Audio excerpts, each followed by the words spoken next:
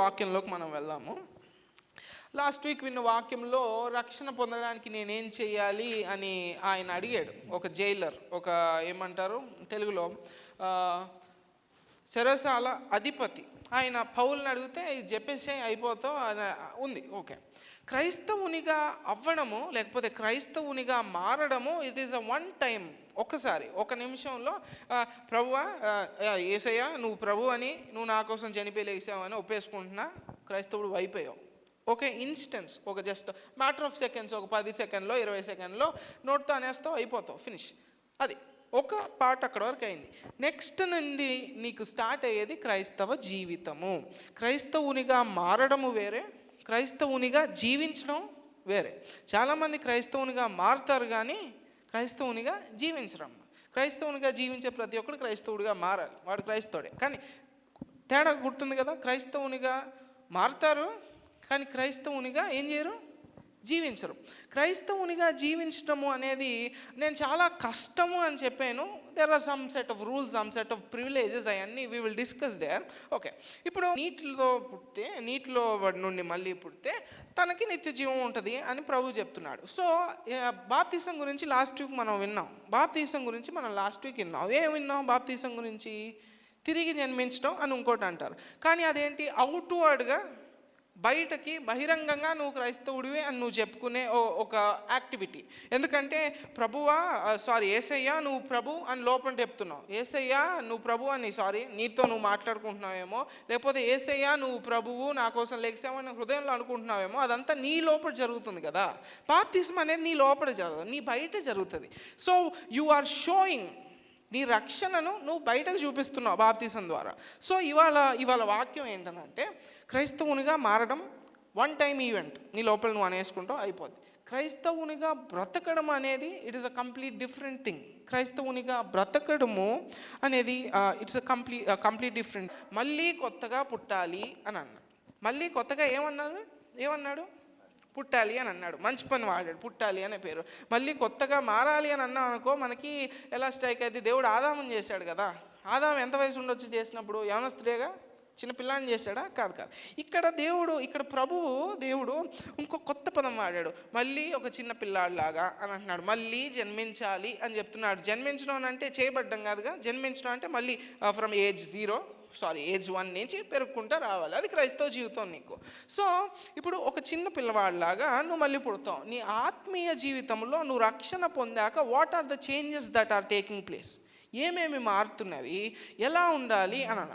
ఇప్పుడు మనకి ఒక డౌట్ వస్తుంది. బాప్తిసం తీసుకుంటాం కదా, బాప్తిసం తీసుకోగానే నువ్వు ఒక కొత్త సృష్టి, ఒక కొత్త చిన్నపిల్లాడివి, నువ్వు మళ్ళీ పుట్టావు. ఓకే, ఇప్పుడు అప్పుడు నువ్వు దేవుని కుమారుడు అవుతావు, అంతే కదా. దేవుని కుమారుడు మనిషి కుమారుడుగా వచ్చి మనిషి కుమారులను దేవుని కుమారులుగా చేశాడు. ఆ సైకిల్ తెలుసా? దేవుని కుమారుడు మనిషి కుమారుడుగా పుట్టి మనుషుల కుమారులను దేవుడి కుమారులుగా చేస్తున్నాడు అని చెప్పేది మూల సిద్ధాంతం. అది జస్ట్ టంగ్ ట్విస్టర్ లాగా. The son of God become sun of man so that Sons of men may become sons of God and son of God became son of man so that sons of men may become sons of God. ఒక tongue twister లాగా అదొక circle. ఇప్పుడు ఆయన పేరు మీద బాప్తిసం తీసుకొని నూతన సృష్టిగా, కొత్త పిల్లాడిగా, ఒక కొత్త జన్మగా నువ్వు పుట్టినావు కదా ఆయన కోసము. ఇప్పుడు ఇంకొక డౌట్ రావచ్చు, దేవుడు అందరికీ తండ్రి కదా, ఆయనలో నమ్మకపోని అందరికీ దేవుడు తండ్రేగా, సమస్త సృష్టికి ఆయన ఆధారభూతుడు కాబట్టి ఆయన అందరికీ తండ్రే కదా. వాక్యము దీనికి అవును అని చెప్తుంది, కాదు అని కూడా చెప్తుంది. ఫర్ ఎగ్జాంపుల్ ఇప్పుడు మళ్ళీ తిరిగి పుడతామనగానే లూకా సువార్త 3వ అధ్యాయం 38వ వచనం ఒకసారి. లూకా సువార్త 3వ అధ్యాయం 38వ వచనం. కేనాను ఏనోషుకు, కరెక్టే, కేనాను యెహోషువు, ఏనోషు షేతుకు, ఏనోషు షేతుకు, షేతు ఆదామునకు, షేతు ఆదామునకు, ఆదాము దేవునికి కుమారుడు, ఆదాము దేవునికి కుమారుడు అని చెప్తుంది. అక్కడ యేసుక్రీస్తు వారి వంశావళిని లూకా స్టైల్లో చెప్తున్నాడు.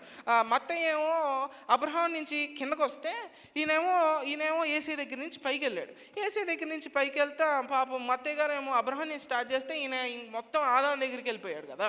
ఇప్పుడు ఆదాం ఏంటి? మనుషులందరికీ తండ్రి. అబ్రహాం అంటే యూదులకి తండ్రి అనుకుందాం, లేకపోతే కొంతమందికి తండ్రి అనుకుందాం. ఆదాం ఏంటి? సమస్త మానవాళికి తండ్రి కదా. ఆ రిఫరెన్స్లో ఏనోషు సేతు ఇదన్నా చెప్పి ఇది ఆదాం ఎవరికి కొడుకని అన్నాడు? Whose son is Adam?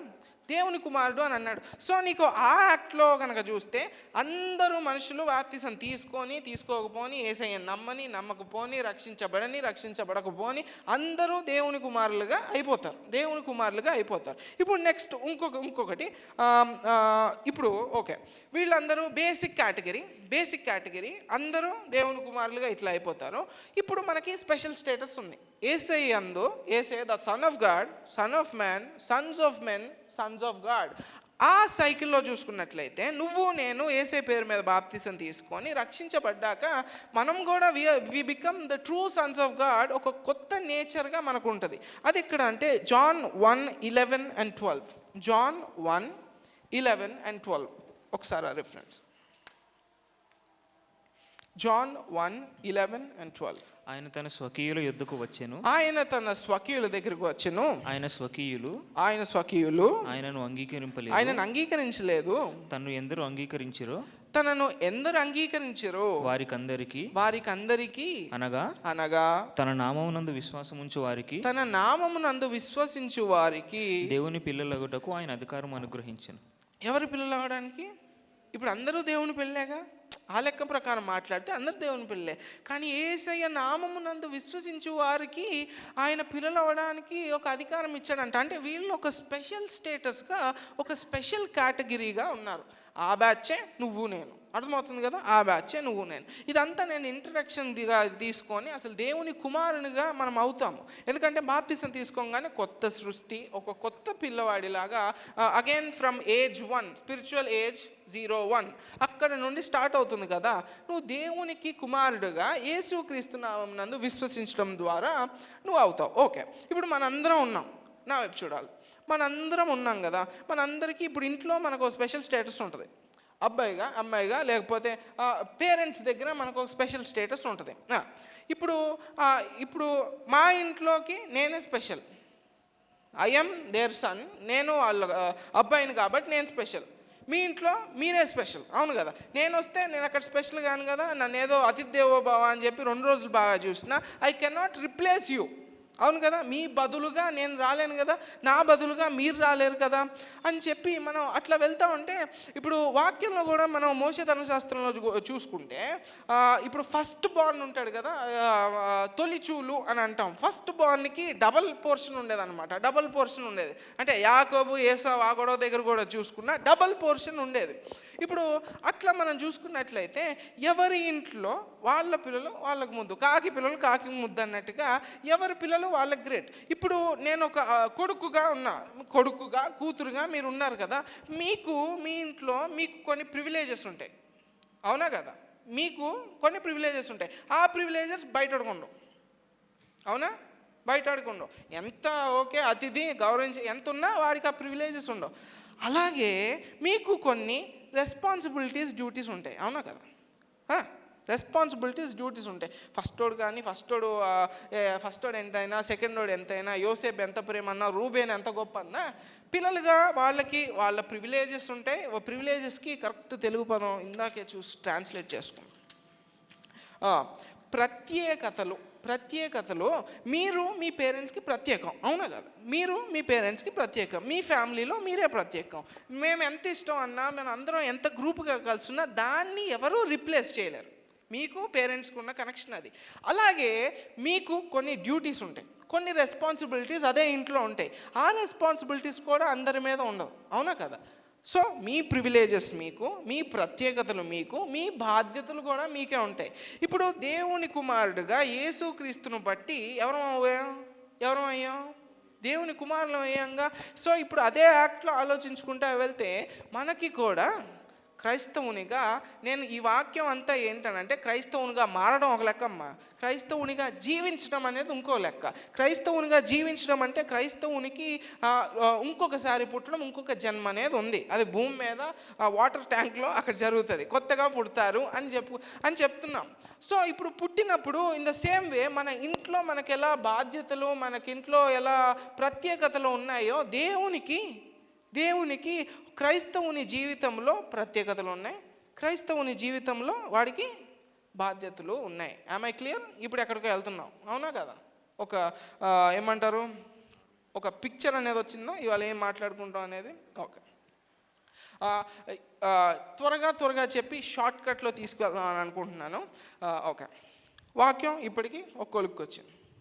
క్రైస్తవునిగా ఉండడం ఈజ్ డిఫరెంట్, క్రైస్తవునిగా మారడం డిఫరెంట్. మారడం వన్ టైం ఈవెంట్, ఓ 2 నిమిషాల్లో లేకపోతే ఓ 10 సెకండ్లో బాగా మాట్లాడేవాడికి 10 సెకండ్లో అయిపోద్ది, క్రైస్తవుడు అయిపోతాడు.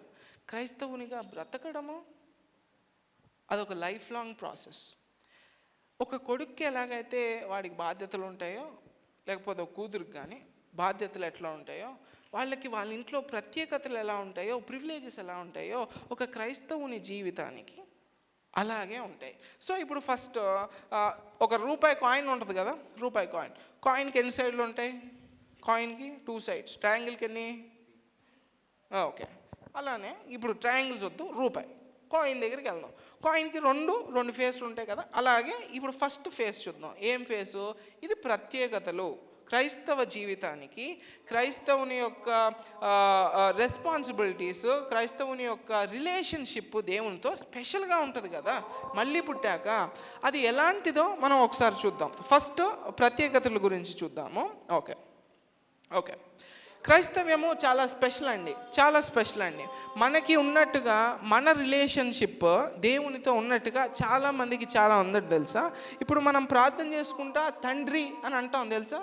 ఇగో నా వైపు యేసునామంలో అడుగుచున్నాము, ఎవరు అంటాం? తండ్రి అని అంటాం కదా. చాలామంది ఆ మాట అనలేరు. చాలామందికి వాళ్ళ రిలేషన్ ఎట్లా ఉంటుంది తెలుసా. ఒక మాస్టర్ అంటే పని చెప్పేవాళ్ళు ఉంటారా, పని చెప్పే వాళ్ళకి పనోళ్ళకి ఉన్న రిలేషన్ ఉంటుంది దేవుడికి వాళ్ళకి. మనకి అట్లా లేదమ్మా. మనం దేవుణ్ణి తండ్రి అని పిలుస్తున్నాం, దేవుడు మనల్ని కుమారుడా అని పిలుస్తున్నాడు. ఆ రిలేషన్షిప్ క్రైస్తవంలో మనకుంది. సో ఇప్పుడు క్రైస్తవ జీవితంలో మామూలుగా మన జీవితాల్లో కూడా మనకు కొన్ని ప్రత్యేకతలు ఉంటాయిగా ఇంట్లో. క్రైస్తవుని ప్రత్యేకతలు ఏంటో చూద్దాం. Okay, Luke 10:27. లూక్ 10:27. అతడు నీ దేవుడైన ప్రభువును నీ పూర్ణ హృదయముతోను నీ పూర్ణ మనస్సుతోను నీ పూర్ణ శక్తితో నీ పూర్ణ వివేకముతో ప్రేమించవలననియు నిన్ను వలె నీ పొరుగువాని ప్రేమించాలనేది వ్రాయబడి ఉన్నదని చెప్పాను. ఈ వాక్యం ఎందుకు చదివించానంటే చెప్తాను. ఇప్పుడు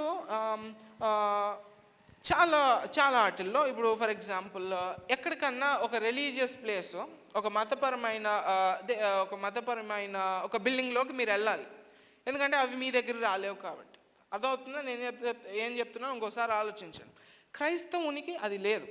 ప్రభువు నిన్న ఆయన మాట్లాడుతా what are the greatest commandments, అన్నిటికంటే గొప్ప ఆజ్ఞలు ఏంటో ఆయన అడుగుతా, నీ హృదయం దేవుడికి ఇచ్చేసే అయ్యా, నీ వివేకము నీ ఆలోచన అందరికి ఇచ్చేసి నీ పొరుగువాన్ని ప్రేమించు అని అంటున్నాడు.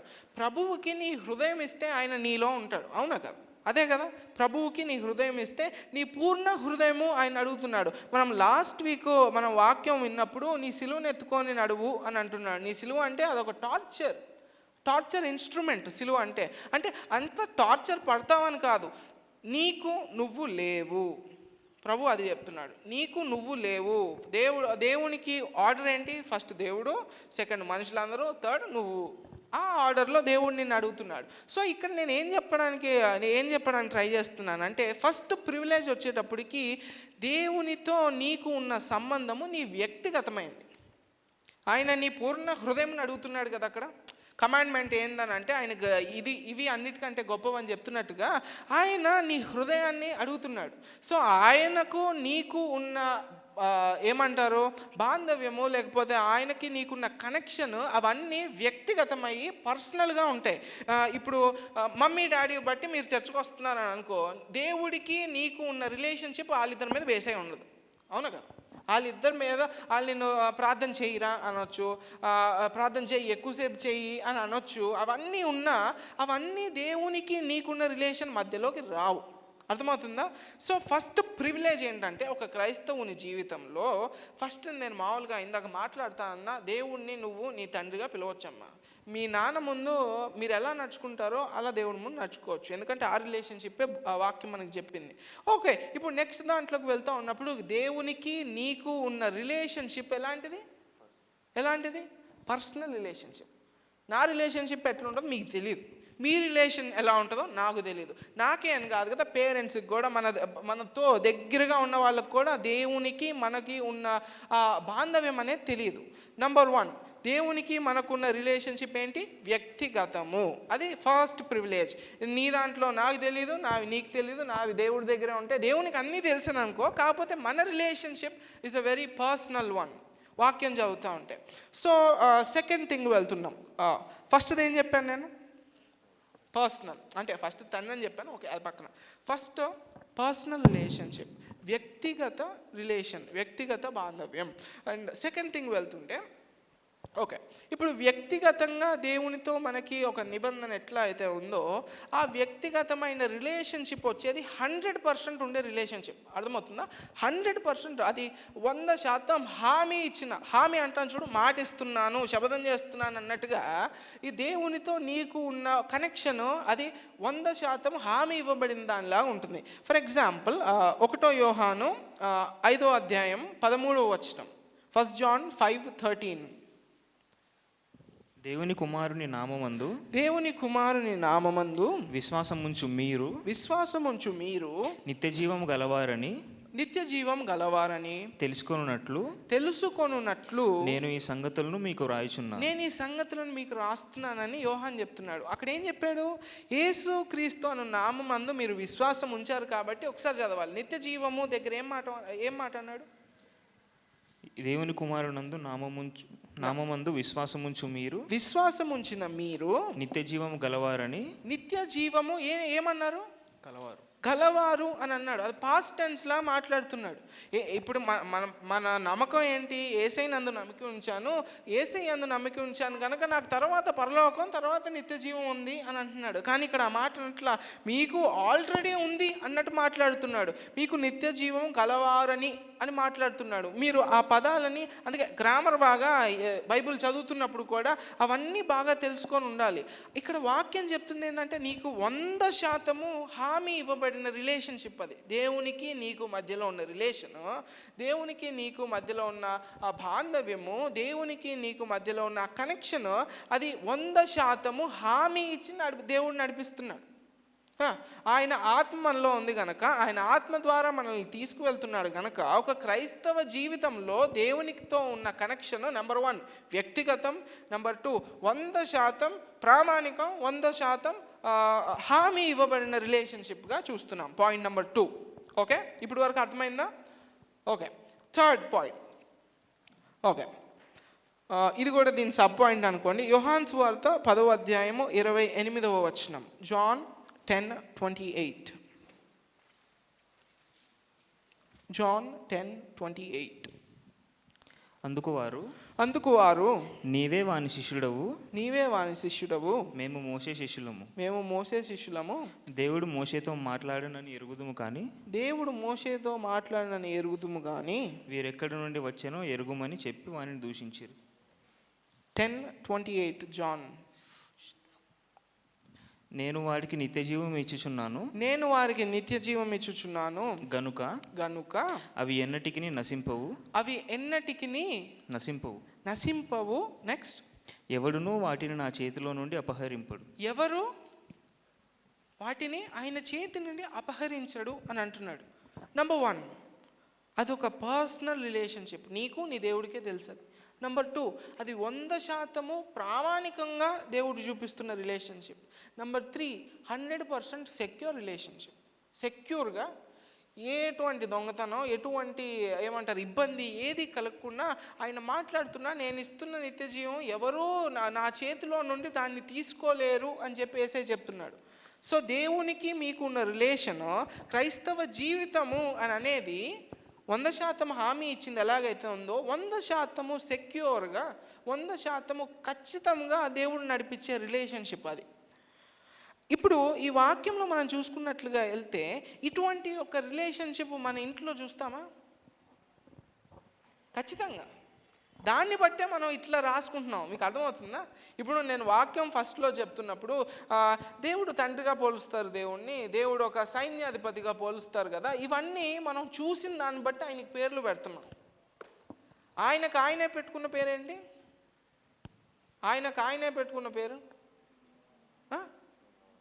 నేను ఉన్నవాడను అనువాడను, ఐ యామ్, నేనే, అదే ఆయన పేరని ఆయన చెప్పుకున్నాడు. మిగతా పేర్లన్నీ మనం వేరే వేరే వాటిని చూసి వాటితో కంపేర్ చేసుకొని ఆయనకు పెట్టుకున్న పేర్లు. కానీ అంటే మన ఇంట్లో చూసే విషయాలన్నిటిలో నుండి ఎలా రిలేషన్ ఉంటుందో దేవునితో ఆ రిలేషన్ అంత గట్టిగా ఉంటుంది అని చెప్పి మనం ఒక అద్దం చూపిస్తున్నట్టు చూపిస్తున్నాం. మన ఫ్యామిలీలో ఎలా అవుతుందో, ఒక క్రైస్తవ జీవితం అనేది ఎంత స్పెషల్గా ఉందో మీరు ఒకసారి చూడాలి. నీ రిలేషన్షిప్ దేవునితో ఏంటో నాకు తెలీదు, నా రిలేషన్షిప్ దేవునితో ఎలా ఉందో మీకు తెలియదు. దేవుడు ఆ రిలేషన్ని 100% దేవుడు చూసుకుంటున్నాడు. అది నా చేతుల్లో నుండి, నా వైపు చూడాలమ్మా, నా చేతుల్లో నుండి ఎవరునూ తీసుకోలేరు అని చెప్పి వాక్యం చెప్తుంది. ఇప్పుడు అలాగే ఇంకొక దగ్గరికి వెళ్తే రోమన్స్ 5:5 ఇవన్నీ ఒక విధంగానే ఉంటాయి. రోమన్స్ చాప్టర్ 5:5 ఎందుకనగా ఈ నిరీక్షణ మనలను సిగ్గుపరచదు, మనకు అనుగ్రహింపబడిన పరిశుద్ధాత్మ ద్వారా దేవుని ప్రేమ మన హృదయములలో కుమ్మరింపబడి ఉన్నది. దేవుని ఆత్మ ద్వారా ఆయన ప్రేమ మన హృదయముల్లో కుమ్మరింపబడి ఉన్నది అని వాక్యం చెప్తుంది. వాక్యం నేను ఫస్ట్ రిఫరెన్స్ తీసుకున్న హృదయం అనే తలుపు దగ్గర ఆయన తడుతున్నాడు అని చెప్పి, ఆయన భోజనం ఎక్కడ చేస్తాడంట? హృదయం లోపల చేస్తాను అని అంటున్నాడు. సో ఆయనతో నీకు జరిగే ఈ రిలేషన్షిప్ ఇంటర్నల్, అవునా కదా? నేను వాక్యం మళ్ళీ ఒకసారి చెప్పాలా? నా వైపు చూడాలి. ఆయనతో నీకు ఉన్న సంబంధం ఏదైతే ఉందో అది నీ లోపల ఉంటుంది, 100% ప్రామాణికంగా ఉంటుంది. దేవుడు ఆయన చేతిలో నుండి వెళ్ళిపోలేవు అన్నట్టుగా అంత సెక్యూర్గా దేవుడు తన రిలేషన్షిప్ని ఒక క్రైస్తవ జీవితంలో ఆయన ఉంచుతున్నాడు. ఓకే, ఇప్పుడు కాయిన్ దగ్గరికి వెళ్ళాం. కాయిన్ గురించి చెప్పాను ఇందాక, గుర్తుందా? కాయిన్కి ఎన్ని సైడ్లు ఉంటాయి? ఫస్ట్ సైడ్ ఏంటి? నీకున్న ప్రత్యేకతలు. సెకండ్ సైడ్ నువ్వు చేయాల్సిన పనులు, నువ్వు చేయాల్సిన బాధ్యతలు. ఇప్పుడు గత 2 వారాలుగా మన వాక్యం వింటూ ఉన్నాం కదా. ప్రతి వాక్యంలో ఇలాంటి ఒక సైడ్ ఉంది, నచ్చని సైడ్ ఎందుకు ఉంటుంది అని అనగానే ఇప్పుడు నేను అలానే ఆలోచిస్తూ ఉన్నా. ఇప్పుడు మనకి వాగ్దానాలు ఇస్తారు కదా, ఆ వాగ్దానాలు ఇవ్వంగానే చదవంగానే అబ్బా భలే ఉంది, ఈ ఇయర్ మొత్తం వర్షాలు బాగా పడతాయి అన్నమాట, నీ జ్ఞానం సంపూర్ణంగా ఇస్తున్నానంటే ఇవాళ ఎగ్జామ్లు బాగా రాసేస్తాను అన్నమాట అని చెప్పి ఎంతో ఆనందపడి ఇవన్నీ చూసి బైబిల్ తెరిచి ఆ రిఫరెన్స్ చదవంగానే మనం నేర్చుకున్నాం ఏంటి? వాక్యాన్ని ఎప్పుడు ఎలా చదవాలి? కాంటెక్స్ట్లో చదవాలి. సో నీకు దేవుడు ఇస్తున్న వాగ్దానము అంత బాగుందని నువ్వు అనుకున్నా, దాని కాంటెక్స్ట్లోకి వెళ్ళంగానే అక్కడ టర్మ్స్ అండ్ కండిషన్స్ ఉంటాయి, అవునా కదా? దేవుడు అంత న్యాయవంతుడుగా, దానియేల్ అనగానే దేవుడు నా తీర్పరి అనే అంత పేరు పెట్టుకున్నారు కదా. అంత న్యాయవంతుడుగా దేవుడు నీకు ఒక ప్రామిస్ చేశాడు. అంతే న్యాయమైన దేవుడు నిన్ను కండిషన్లో పెట్టి ఈ సాటిస్ఫై అయితే ఇవి అంటున్నాడు. సో ఇప్పుడు ఆ కండిషన్స్ చూద్దాం. ఇప్పుడు వరకు ప్రామిస్లు అంటే ఏంటో చూసాం, ఇప్పుడు కండిషన్లు అంటే ఏంటో చూసాం. ఓకే, ఇప్పుడు యేసుక్రీస్తునందు నమ్మకం ఉంచి ఆయన పేరులో బాప్తిసం తీసుకున్నాం కదా. బాప్తిసం తీసుకున్నప్పుడు ఒక కొత్త సృష్టిగా, కొత్తగా జన్మించబడిన పిల్లల్లా ఉన్నాం. For example 1 Corinthians 13:10-12. 1 Corinthians 13:10-12 ఒకసారి పూర్ణమైనది వచ్చినప్పుడు పూర్ణమైనది వచ్చేటప్పుడు పూర్ణము కానిది నిరర్ధకమగును. పూర్ణం కానిది నిరర్ధకం అయిపోద్ది. నేను పిల్లవాడనై ఉన్నప్పుడు నేను పిల్లవాడిగా ఉన్నప్పుడు పిల్లవాని వలె మాట్లాడి తిని, పిల్లవాడిలాగా మాట్లాడాను, పిల్లవాని వలె తలంచి తిని, పిల్లవాడిలాగే ఆలోచించాను, పిల్లవాని వలె యోచించి తిని, పిల్లాడిలాగే యోచించాను. ఇప్పుడు పెద్దవాడనై ఇప్పుడు పెద్దవాడినై పిల్లవాని చేష్టలు మానివేసి తిని, పిల్లవాని చేష్టలన్నీ మానివేసి తిని, ఇప్పుడు అద్దములో చూచున్నట్టు, ఇప్పుడు అద్దంలో చూస్తున్నట్లు సూచనగా చూచుచున్నాము. సూచనముగా చూస్తున్నాము. అప్పుడు ముఖాముఖిగా చూతుము. అప్పుడు ముఖాముఖిగా చూసేదము. ఇప్పుడు కొంత మట్టుకే ఎరిగి ఉన్నాము. ఇప్పుడు కొంత మట్టికే తెలుసుకొని ఉన్నాము. అప్పుడు అప్పుడు నేను పూర్తిగా ఎరుగబడిన ప్రకారము, నేను పూర్తిగా ఎరుగబడిన ప్రకారము పూర్తిగా ఎరుగుదును. పూర్తిగా ఎరుగుదును. ఈ రిఫరెన్స్ జనరల్గా ద చాప్టర్ ఆఫ్ లవ్ అని అంటాం. పౌలు గారు కొరింథీయులకు రాస్తా 13వ అధ్యాయంలో ప్రేమ ఇలా ఉంటుంది, ప్రేమ అలా ఉంటుంది అని చెప్పి ఇక్కడ ఒక చిన్న రిఫరెన్స్ చెప్తున్నాడు. ఏంటంటే నేను పిల్లవాడిగా ఉంటే పిల్లవాడిలాగా ఆలోచించా, నేను పిల్లవాడిగా తలంచా, పిల్లవాడిలాగే నడుచుకున్నాను. కానీ నేను పెద్దవాడిని అయినప్పుడు ఆ చిన్న పిల్లల చేష్టలన్నిటిని నేను వదిలిపెట్టేశాను. ఇప్పుడు మనం చూసుకుంటున్న విధానం అంతా బ్లర్గా ఉంది. కానీ ఒక క్లియర్ ఇమేజ్ అనేది ఒకటి వస్తుంది అని చెప్పి పౌలు చెప్తున్నాడు. ఇది ఎందుకు నేను లాగానంటే యేసయ్యనందు మళ్ళీ కొత్తగా జన్మించినప్పుడు ఏజ్ 1 నుంచి స్టార్ట్ అవుతుంది కదా. ఏజ్ 1 నుంచి స్టార్ట్ అయినప్పుడు నువ్వు పెరగాలి, గ్రోత్ అనేది ఉండాలి. గ్రోత్ అంటే ఎదుగుదల అనేది క్రైస్తవ జీవితంలో ఉండాలి. ఎదుగుదల అనగానే మనకేంటి, what is the definition of growth? మామూలుగా మాట్లాడుకున్నా డెఫినేషన్ అంటే ఏంటి గ్రోత్కి? Increase in size, increase in the number of cells. బాడీలో సెల్స్ అన్నీ పెరుగుతూ ఉంటే బరువు పెరుగుతాము, హైట్ పెరుగుతాము, అలా పెరుగుదల జనరల్గా చెప్పుకోవడానికి. అలా ఇప్పుడు వాక్యమును బట్టి మనం ఆలోచిస్తూ ఉన్నప్పుడు క్రైస్తవుని జీవితంలో ఎదుగుదల అనేది ఎలా ఉంటుందంటే 2 ఫేజ్లుగా ఉంటుందమ్మా. ఇప్పుడు లూకా సువార్త 2వ అధ్యాయం 52వ వచనం చూసుకుంటే యేసుక్రీస్తు దేవుని దయందు మనుషుల దయందు వర్ధిల్లును అన్నట్టుగా ఎస్తేరు గురించి చూసినా కూడా అలాంటి వాక్యం ఉంటుంది. సో నేను మామూలుగా చూసుకున్నప్పుడు నాకు 2 ఫ్యాక్టర్స్ కనిపించినాయి. ఎదుగుదలలో 2 ఫ్యాక్టర్స్ కనిపించింది. నెంబర్ 1 అండర్స్టాండింగ్ అంటే తెలివి అనుకోండి, జ్ఞానం అనుకోండి. నెంబర్ 2 దేవుని దయ అని చెప్పి దేవునితో ఉన్న ఒక పరిశుద్ధతని, దేవునితో ఉన్న ఒక రిలేషన్ని చూపించాడు. ఆ రెండిటిలో ఎదగాలి అని చెప్పి వాక్యం చూపిస్తుంది. ఫస్ట్ వన్ ఏంటి? అండర్స్టాండింగ్. ఒకసారి లూక్ 2:52 ఒకసారి చూడండి. నార్మల్గా ఒకటి ఐడియా రావడానికి. లూక్ 2:52. యేసు జ్ఞానమందును, జ్ఞానము అండర్స్టాండింగ్, వయస్సునందును దేవుని దయయందును మనుషుల దయయందును వర్ధిల్లుచుండెను అని చెప్పి. ఇప్పుడు ఇందులో 2 ఉన్నాయి. జ్ఞానమునందు, ఇంకొకటి దేవుని దయయందు అని అన్నారు. జ్ఞానము అనగానే ఎలాంటి జ్ఞానం అనగా మనిషి ఇప్పుడు ఇన్ని జంతువులు ఉన్నాయి కదా, భూమి అంతట్లో ఇన్ని జంతువులు ఉన్నాయి కదా. ఈ జంతువులన్నిట్లో మనిషి ఒక్కడికే ఏది రైటో ఏది రాంగో తెలుసు. అవునా? ఇది రైట్ ఇది రాంగ్ అని తెలిసింది మనిషి ఒక్కడికే, మిగతా ఏ ప్రాణికి తెలియదు. సో అటువంటి ఒక గ్రోత్ అనేం కాదు. కానీ వాక్యానుసారంగా క్రైస్తవ జీవితంలో మనం చూసుకుంటా ఉంటే బైబుల్ చదవడం, బైబుల్ అర్థం చేసుకోవడం, దేవునితో ఎక్కువ సమయం గడపడం, ఇప్పుడు బైబుల్ గురించి జ్ఞానం బాగా తెచ్చుకోవడం. అంటే క్రైస్తవ జీవితంలో జ్ఞానం అనగానే దేవునితో ఒక రిలేషన్ కానీ, వాక్యం గురించి తెలుసుకోవడం కానీ, వాక్యం వినడం కానీ, కామెంటరీలు చాలా ఉంటాయి అవి చదవడం కానీ, అలాంటి లిటరేచర్ ఉంటుందిగా. అది ఒక విధంగా ఆలోచించుకోవచ్చు. జ్ఞానము నందు వర్ధిల్లెను అనే ఆ మాటకు క్రైస్తవుని జీవితం ఎదుగుదల అనగానే 2 రకాలుగా ఈ వాక్యంలో చూసుకున్నట్లయితే జ్ఞానం అన్నాడు, దేవుని దయ అని చెప్పి, 2వది మనుషుల దయ. అవన్నీ సెకండరీ ఫ్యాక్టర్స్. నీ లోపల జరిగేవేంటి? నీ లోపల జరిగేది జ్ఞానం అంతా బుర్రలోకే కదా వెళ్ళిపోయేది. సో అదే బుర్రలో జ్ఞానం అంటే ఎలా ఉంటుందంటే వాక్య జ్ఞానం. వాక్యం గురించి ఒక జ్ఞానం ఉంది. వాక్యంలో ఇలా చెప్పారనమాట, వాక్యం ఇలా చదవాలన్నమాట. సో ఈ పదము దీన్ని ఇలా కలుపుకోవచ్చు, దాన్ని అలా కలుపుకోవచ్చు, ఇవన్నీ ఆలోచన చేసుకుంటూ వాక్యాన్ని జాగ్రత్తగా చదవడం జ్ఞానం. ఇంకొక 2వది పరిశుద్ధత. దేవుని దయ అన్నారు కానీ ఆ మాటకి నార్మల్గా దేవుని యందు పెరగడము అంటే cleanliness is next to holiness అని అంటారు. అంటే హోలీనెస్ని ఎంత పై నుంచి చూసారో చూడండి. పరిశుభ్రత పరిశుద్ధత తర్వాత స్థాయి అని అన్నట్టుగా పరిశుద్ధతను ఎంత పైగా చూశారో చూడండి. ఇప్పుడు పరిశుద్ధతలో ఎదగడం అంటే ఏంటి అని అంటే పౌలు గారు సంఘానికి ఆయన లెటర్ రాస్తా అన్నారు, మీ అందరిలో యేసుక్రీస్తు లాంటి స్వరూపం కలగాలని నేను ప్రసవ వేదన పడుతున్నాను అని చెప్పి పౌలు రాస్తా ఉంటాడు. సో మనలో పరిశుద్ధత ఏంటి అని అంటే మనము ఎదుగుతా ఉన్నప్పుడు క్రైస్తవ జీవితంలో ఎదుగుతా యేసయ్యని చూపించేలాగా అయిపోవాలి. ఫస్ట్ థింగ్ ఏంటంటే నార్మల్గా జ్ఞానం, వాక్యం అంటే ఏంటి, వాక్యాన్ని ఇలా చదవాలి, బైబిల్ ఉంటే బైబిల్ కామెంటరీలు ఉంటాయి, అవన్నీ అర్థం చేసుకోవడం జ్ఞానం. రెండోది ఏంటి, పరిశుద్ధతలో ఎదుగుదల అంటే నీ లోపల యేసయ్య కనిపించాలి. నిన్ను చూస్తే ఎవరు కనిపించాలి, యేసయ్య కనిపించాలి. అది హోలీనెస్. సో గ్రోత్ అనేది 2 ఫేజ్లో ఉంటుంది, అది ఇప్పుడు మనం చూసాం. ఓకే, ఇప్పుడు అసలు విషయానికి వస్తే ఫస్ట్ కాయిన్ నీకున్న ప్రత్యేకతలు ఏంటి చెప్పాలి, రాసుకున్నారు కదా. పర్సనల్, వ్యక్తిగత రిలేషన్.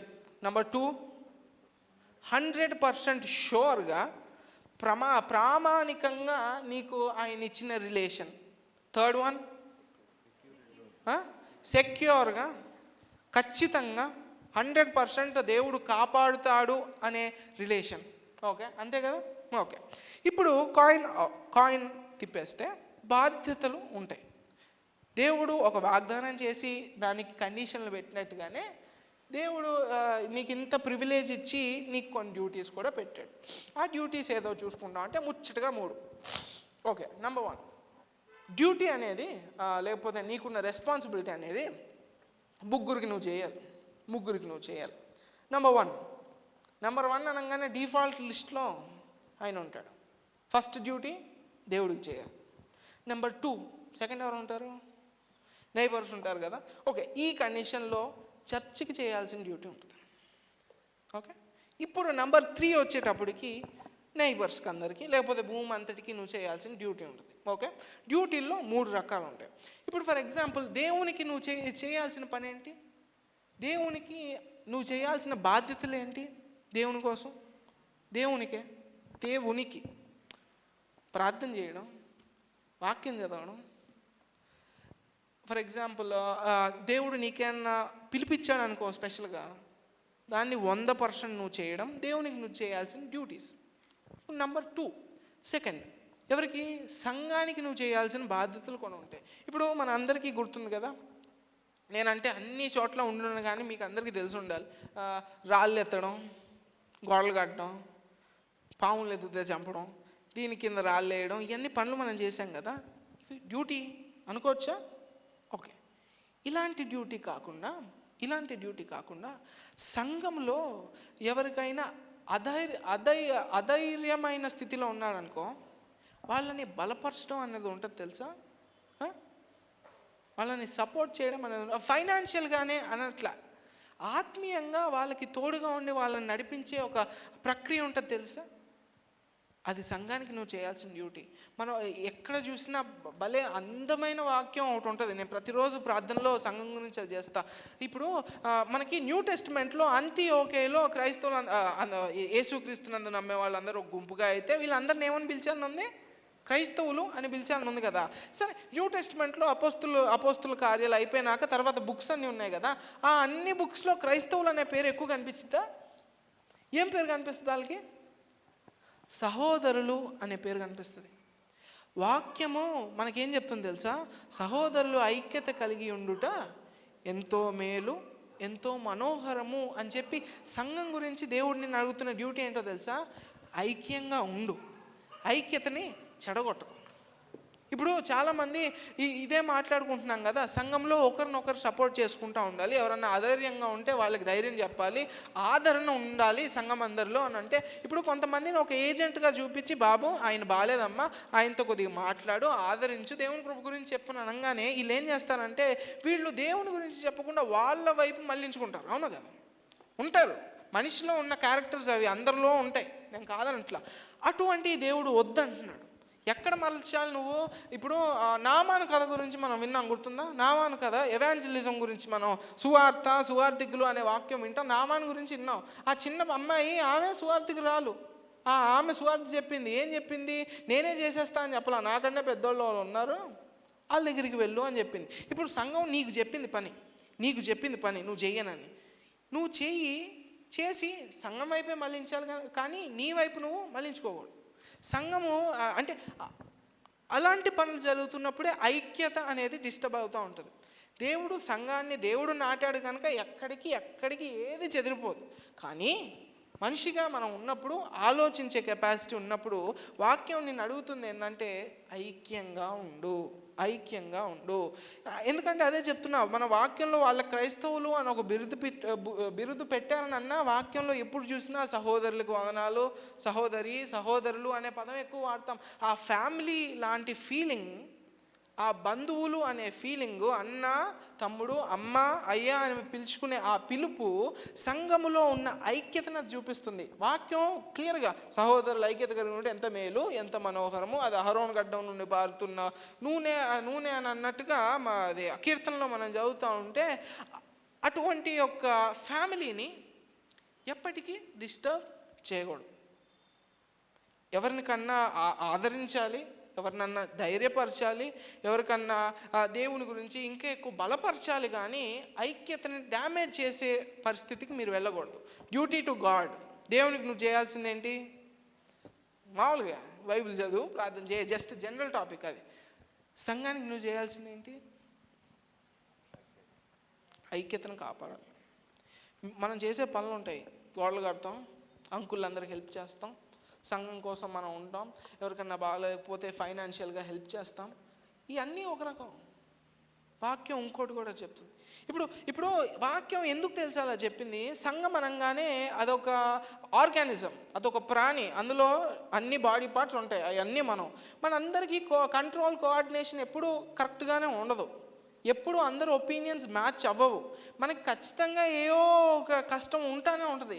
కానీ దేవుని కృపను బట్టి అది లోపల మాట్లాడుకొని, సరిగ్గా జరిగించుకొని, అందరితో మాట్లాడి ఒప్పించి నడిపించాలి, కానీ ఐక్యతను డిస్టర్బ్ చేయకూడదు.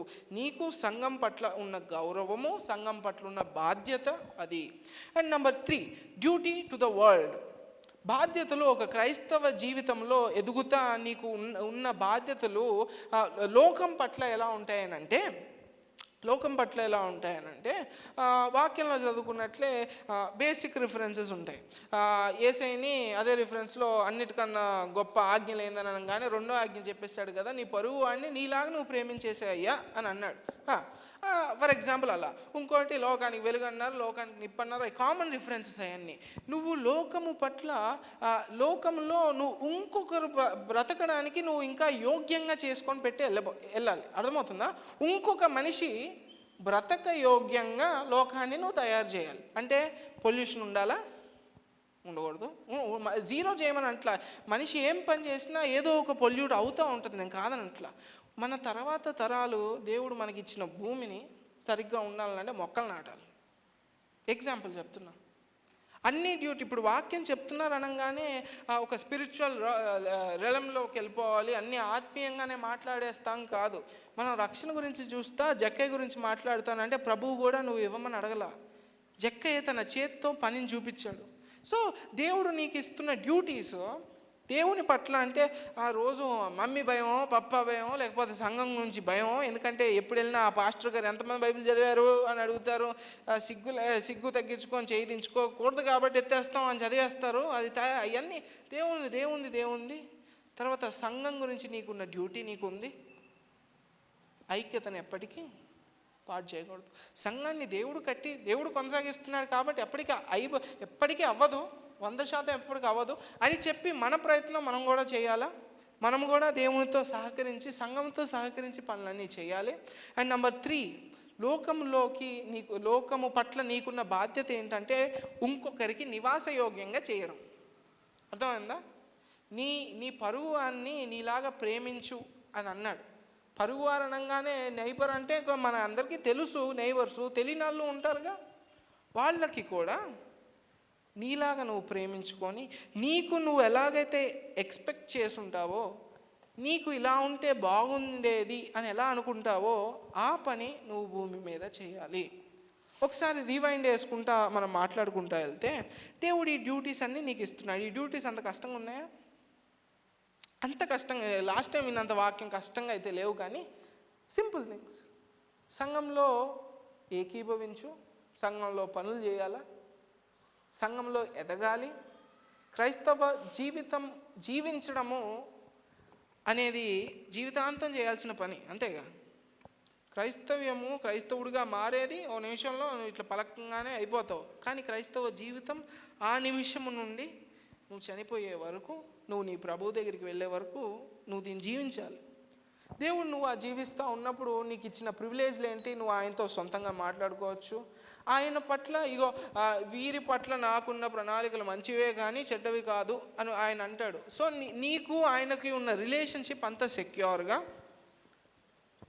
అంత హామీ ఇచ్చి, అంత ప్రమాణం చేసినట్టుగా దేవుని చేత నువ్వు ప్రమాణం పొంది, దేవుని చేత నీకున్న రిలేషన్షిప్ ఒక వ్యక్తిగతమైన రిలేషన్షిప్గా, అటువంటి బంగారమైన రిలేషన్షిప్ ఇచ్చాడు.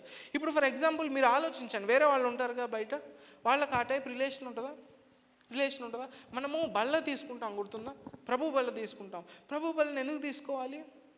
ఇది నా జ్ఞాపకంగా మీరు చేయండి అని అంటాడు. ప్రభువు బల్ల అనగానే దేనికి సాదృశ్యం? అది యేసయ్య యొక్క శరీరానికి, ఆయన రక్తానికి ఉన్న సాదృశ్యం. అది మనం లోపలికి తీసుకుంటున్నాం. ఆ రిలేషన్షిప్ ఉంది నీకు నీ దేవుడికి. అటువంటి రిలేషన్షిప్ చాలామందికి ఉండదు, తెలుసా?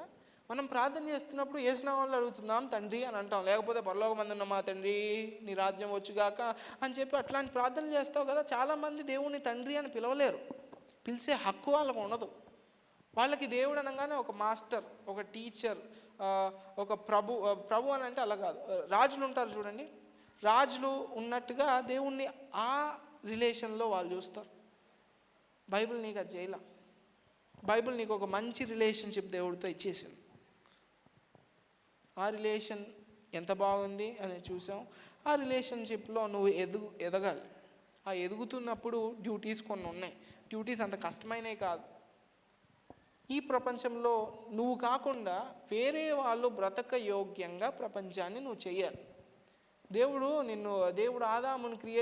ఆదాముని చేసి తన నాసిక రంధ్రంలో ఆయన ఆత్మ నుంచి దీన్ని పరిపాలించు, దీన్ని ఏలు అని అన్నాడు. ఏలే వాళ్ళు పాడు చేయరు. సో ఆన్ ఎన్విరాన్మెంట్ ఆల్సో, ప్రకృతి అంతటి మీద కూడా నువ్వు పరిపాలిస్తున్నావు కాబట్టి జాగ్రత్తగా దేవుడు ఇచ్చిన దాన్ని జాగ్రత్తగా పరిపాలన చేయాలి. ఓకే, ఇప్పుడు నెంబర్ 2 కంక్లూషన్కి వెళ్దాము. మాథ్యూ 25:14-30 ఈ ఉపమానం అందరికీ తెలిసిందే. 25:14-30 పరలోక రాజ్యం ఒక మనుష్యుడు దేశాంతరమునకు ప్రయాణమై తన దాసులను పిలిచి, ఫాస్ట్ చదువు, తన దాసులను పిలిచి తన ఆస్తిని వారికి అప్పగించినట్లుండును. ఆస్తిని అప్పగించినట్టుంది. అతడు ఒకనికి 5 తలాంతులను, ఒకనికి 5 తలాంతులు, ఒకనికి 2, ఒకనికి 2, ఒకనికి 1, ఎవని సామర్థ్యం చొప్పున వానికి ఇచ్చి, ఎవని సామర్థ్యము ప్రకారం వాళ్ళకి ఇచ్చాడు. వెంటనే దేశాంతరము పోయెను. వెంటనే దేశం నుండి ఇంకొక దేశానికి వెళ్ళాడు. 5 తలాంతులు తీసుకున్నవాడు వెళ్ళి వాటితో వ్యాపారం చేసి మరి 5 తలాంతులను సంపాదించాను. మరియు 5 అంటే టోటల్ 10 సంపాదించాడు. అలాగే 2 తీసుకున్నవాడు 2 తలాంతులు తీసుకున్నాడు, మరి 2 సంపాదించాను. ఇంకొక 2 సంపాదించి అంటే 4. అయితే 1 తలాంతు తీసుకున్నవాడు వెళ్ళి భూమి త్రవ్వి తన యజమానుని సొమ్ము దాచిపెట్టెను. బహుకాలమైన తరువాత, బహుకాలం అయిపోయాక ఆ దాసుల యజమానుడు వచ్చి, ఆ దాసుల యజమాని వచ్చి అడుగుతాడు. ఒకరికి 5,000 ఇచ్చాడు, 5,000. ఆ 5,000తో బిజినెస్ చేసి ఇంకో 5,000 సంపాదించాడు, అంటే 10,000 రూపీస్ ఉన్నాయి. ఒకరికి 2,000 ఇచ్చాడు. ఆ 2,000తో వాడు బిజినెస్ చేసి ఇంకో 2,000 సంపాదించి 4,000 ఇచ్చాడు. ఒకరికి 1,000 ఇచ్చాడు. మన బాబు గుంత దవ్వేసి డబ్బులు దాచిపెట్టేశాడు. మొన్న న్యూస్ వచ్చింది తెలుసా, బాగా డబ్బులు సేవ్ చేసుకుందాం అని చెప్పి ఒక బాక్స్లో పెడితే ఏం పురుగులు వచ్చేసి తినేసి అంట డబ్బులన్నింటినీ. మన తెలంగాణలోనే జరిగింది. టర్మైట్స్ అంటారు. టర్మైట్స్ అంటే జెర్రిలా ఉంటాయి, జెర్రిలా అటువంటి ఒక ఇన్సెక్ట్ వచ్చేసి డబ్బులు నోట్లన్నింటినీ తినేసిందంట. దగ్గర 5 లక్షలు ఓ బాక్స్లో పెట్టుకొని కాపాడుకున్నాడు. అలాగే ఇతను ఏం చేశాడంటే వాళ్ళ బాస్ ఇచ్చిన డబ్బులన్నింటినీ నెలలో పాతి పెట్టేశాడు. అక్కడ వాక్యంలో మనం బాగా గుర్తుపెట్టుకోవాల్సింది ఏంటంటే, రిఫరెన్స్ ముందు చదువుతూ ఉన్నప్పుడు ఎవరి అనుభవంకు తగినట్టుగా, ఎవరి పనితీరుని తగినట్టే వాళ్ళకి డ్యూటీ ఇచ్చాడు. డ్యూటీని సక్రమంగా చేశారా? ఒకరికేమో 5,000 ఇస్తే ఇంకొక 5,000 సంపాదించాడు, వెరీ గుడ్. ఇంకొకరికి 2,000 ఇస్తే ఇంకొక 2 పంపించాడు, వెరీ గుడ్. ఇంకొకరికి 1,000 ఇచ్చాడు, ఆ 1,000ని పోగొట్టాడా? పోగొట్టలే, దాచిపెట్టాడు. ఆ 1,000ని తీసుకెళ్ళినట్టు ఆయనకి ఇచ్చేసాడు. అదేం పెద్ద తప్పైనట్టేం కాదే. దేవుడు నీ జీవితంలో, నీ క్రైస్తవ జీవితంలో ఎక్కడ వేసిన గొంగలి అక్కడే అన్నట్లుగా ఆయన చూడట్లా. నువ్వు క్రైస్తవుడు అయిపోయావు, రోజు సండేకి వెళ్తున్నా, ప్రార్థన చేస్తున్నా, అప్పుడప్పుడు మా ఇంట్లో కూడా ప్రార్థన పెట్టి చేసుకుంటున్నా, సంఘానికి ఐక్యతగానే ఉంటున్నా అంటే కాదు. నువ్వు నీ ఎదుగుదలని, నీ క్రైస్తవ జీవితంలో నీ ఎదుగుదలని ఎవరు చూడాలి? ఆయన చూడాలి. ఆయన చూడడమే కాదు, మనం కూడా చూడాలి. ఎందుకంటే ఆయన బాప్తిస్మా ఇచ్చి యోహాన్ అంటున్నట్టు కూడా, దేవుని దగ్గర ఉన్న ఆ యాక్స్ ఉంటుంది చూడు, ఆ గొడ్డలి ఉంటుంది చూడు, అది మొక్కని కోసేసేటట్టు కింద ఉంది అని చెప్పి యోహాను, ఏది ఫలించకపోతే దాన్ని కోసేస్తారు అన్నట్టు యేసయ్య కూడా ఒక దగ్గర ఆ మాటని అంటాడు. నేను ద్రాక్షావల్లిని అని ఆయన అంటున్నాడు. ద్రాక్షావల్లికి మనందరం తీగలం, ఫలించాలి. క్రైస్తవ జీవితం అంటే ఇప్పుడు క్రైస్తవుని అయిపోయాను, క్రైస్తవ జీవితం వచ్చేసింది, ఈ డ్యూటీలు చేసేస్తున్నాను, చర్చికి వెళ్ళిపోతున్నాను అని అంటే కాదు. ఆయన నీకు ఇచ్చిన పనిని బట్టి నువ్వు పైకి ఎదగాలి.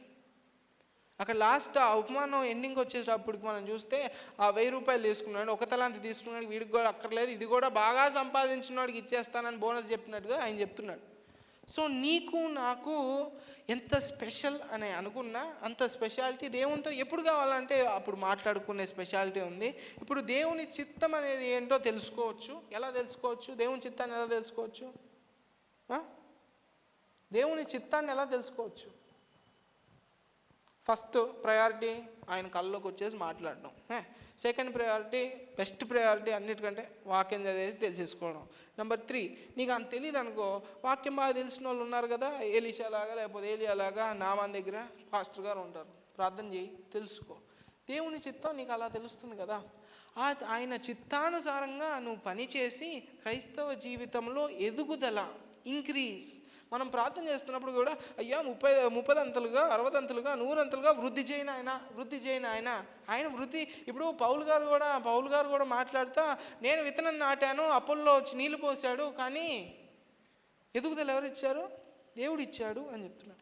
దేవుడు నీకు ఎదుగుదల ఇవ్వాలంటే ఆయన చెప్పిన డ్యూటీస్ని 100% ఎటువంటి లోపము లేకుండా పని చేయి. ఆయన నిన్ను ఏమని పిలుస్తాడు? పరలోకం వెళ్ళావు అనుకో, నువ్వు ఆయన ముందు నుంచుంటే సోమరుడు అయిన చెడ్డదాసుడా అని పిలుస్తాడా? మంచి దాసుడా అని పిలుస్తాడా? What is your duty? ఇవన్నీ బేసిక్ డ్యూటీస్, మామూలుగా పాయింట్స్ చెప్పి మీకు ఒక అవగాహన ఉండాలని చెప్పి దేవుని పట్ల నువ్వు చేస్తావు, సంఘం పట్ల ఇంపార్టెంట్గా నువ్వు చేస్తావు, నెక్స్ట్ భూమంతటి కోసం నువ్వు చేస్తావు కదా. అలా కాకుండా దేవుడు నిన్ను స్పెషల్గా ఎంచుకొని ప్రతి ఒక్కరికి ఒక తలాంతు, ఒక టాలెంట్ అంటున్నా. ఇప్పుడు ఒక టాలెంట్, నేను మ్యూజిక్ కొట్టే టాలెంటో, ఆర్ట్ గీసే టాలెంటో, బాగా పాటలు పాడే టాలెంటో, ప్రతి ఒక్కరికి ఒక టాలెంట్ ఉంటుంది. ఆ టాలెంట్ దేవుని కోసం వాడడమే కాక నీ క్రైస్తవ జీవితంలో ఎదుగుదల కోసం దాన్ని వాడాలి. నువ్వు చేసే పని ఏంటి? దేవుడు పని లేకుండా పంపించడుగా. నువ్వు పరలోకం వెళ్ళాక ఏం పేరు పెట్టి ఆయన పిలుస్తాడో ఆలోచించుకోవాలి. ప్రార్థన చేసుకుందాం. సోమరుడు అయిన చెడ్డ దాసుడా అని అంటాడా, లేకపోతే మంచి దాసుడా, నమ్మకమైనోడా అని ఆయన పిలుస్తాడు. క్రైస్తవ జీవితము ఫలించే జీవితం. ఆ ఫలములు మనందరిలో కనిపించాలి. దేవుడి భాగాన్ని దీవించుగాక. ప్రార్థన చేసుకుందాం.